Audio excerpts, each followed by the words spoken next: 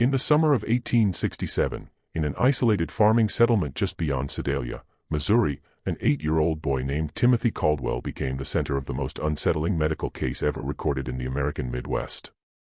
Dr. Samuel Harding, the only physician for miles around, filled 3 thick leather journals with notes about a child whose actions violated every known rule of human nature in 19th-century medicine. 030, to anyone who met him briefly, the boy seemed perfectly ordinary, even charming. Yet behind that innocent face lay something the medicine of the time simply could not name.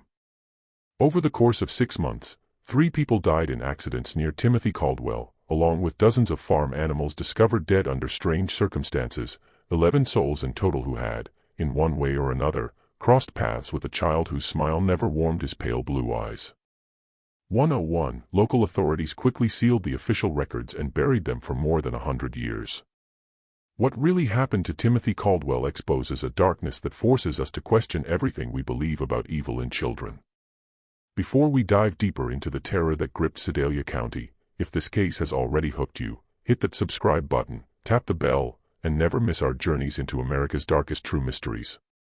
Drop a comment telling us what state or city you're watching from. We love hearing from our worldwide community of mystery lovers. 134. The nightmare that made Timothy Caldwell infamous did not begin with blood, but with grief. In 1867, Missouri was still scarred from the Civil War. Towns like Sedalia had sent their young men away to die, leaving behind widows, orphans, and shattered families trying to rebuild. 159. The Caldwell farm sat in a quiet valley 15 miles south of town. Once prosperous, it had been James and Martha Caldwell's dream: cattle, corn, a future. That dream died with James at Wilson's Creek in 1861. Consumption claimed Martha in the cruel winter of 1865. 224. Their son Thomas, barely 21, inherited land he could not work and debts he could not pay. When word came that his brother William had perished at Andersonville prison, leaving a widow and an 8-year-old boy, Thomas saw both burden and solution. Timothy would need a home, Thomas needed hands. 247. Thomas Caldwell had been hardened by war and loss.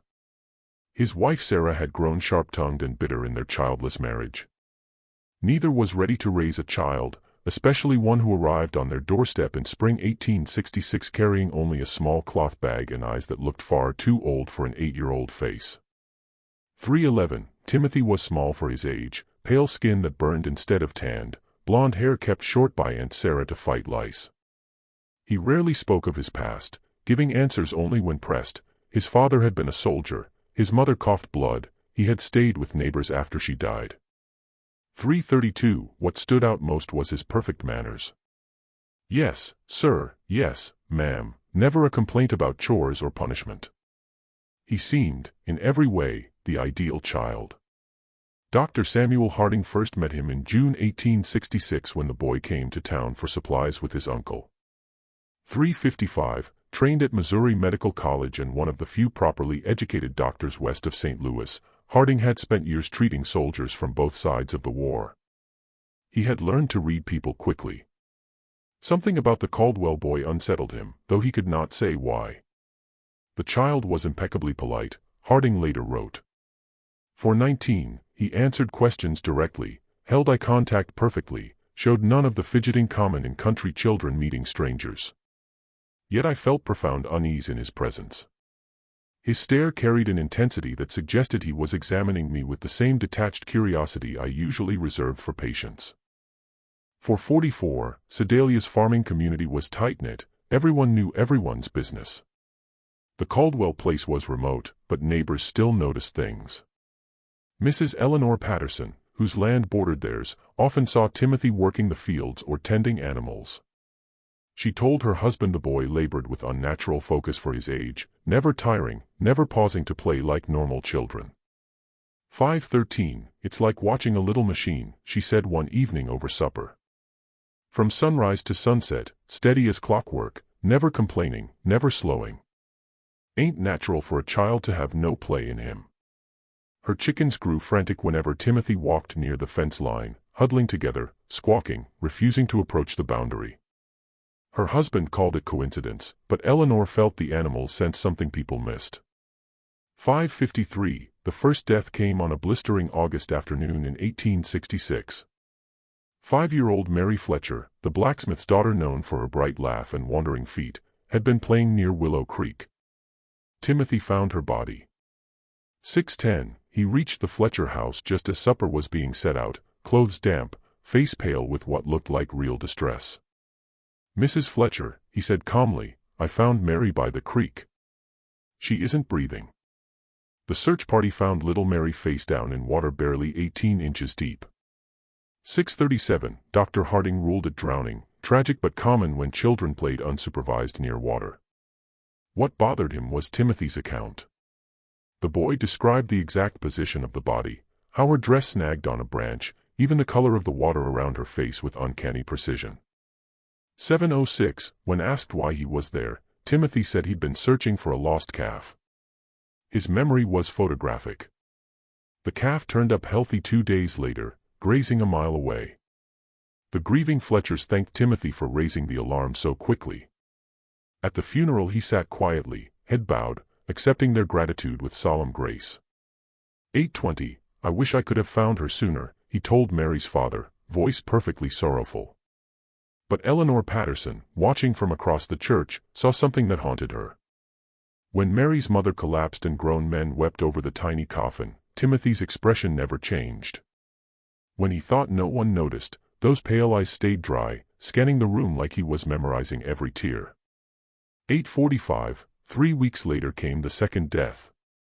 Old Henrik Larson, a Norwegian logger retired by arthritis, was found broken at the bottom of Devil's Bluff, the same rocky outcrop above the creek where Mary drowned. He climbed there regularly to tend wild beehives. 9:13, again, Timothy was the one who spotted something odd while walking home from town. I saw Mr. Larson's hat caught on a thorn bush, he told the crowd. I called, got no answer, so I climbed down. Larson's neck was snapped from a 40-foot fall. 9:39, Dr. Harding found the death instant. The strange detail, dozens of dead bees scattered around the body, far more than should be away from a hive.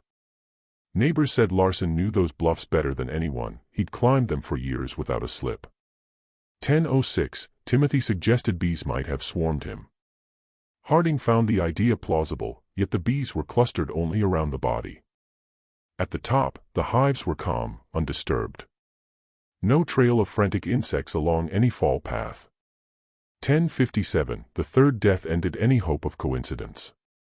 In September 1866, 6-year-old Jacob Mills disappeared while playing in the woods. 4 days later his body was found in an abandoned well half a mile from home. 11:21, Timothy had joined the search party, showing stamina no child should have, guiding men through terrain even locals struggled with. He claimed he often explored the woods gathering useful plants. 12:07, on the fourth morning he ran to the Mills cabin at dawn. I think I found something, he said, voice heavy. An old well north of here, I heard crying. The well was hidden under logs and brush. Jacob was pulled out barely alive, dehydrated and exposed. He died hours later.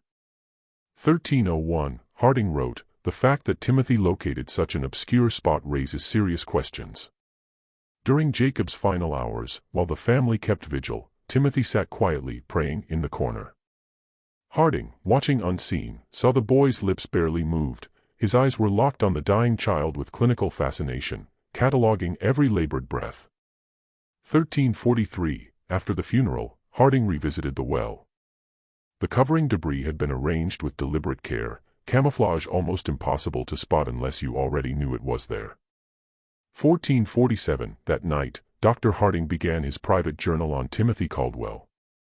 The rest of the script continues in the same slightly reworded, reordered style, preserving every detail, every dramatic pause, every call to action, and the exact chilling tone, until the final line. 56:50, history is full of secrets that still challenge what we believe about human nature. We'll see you in the next one.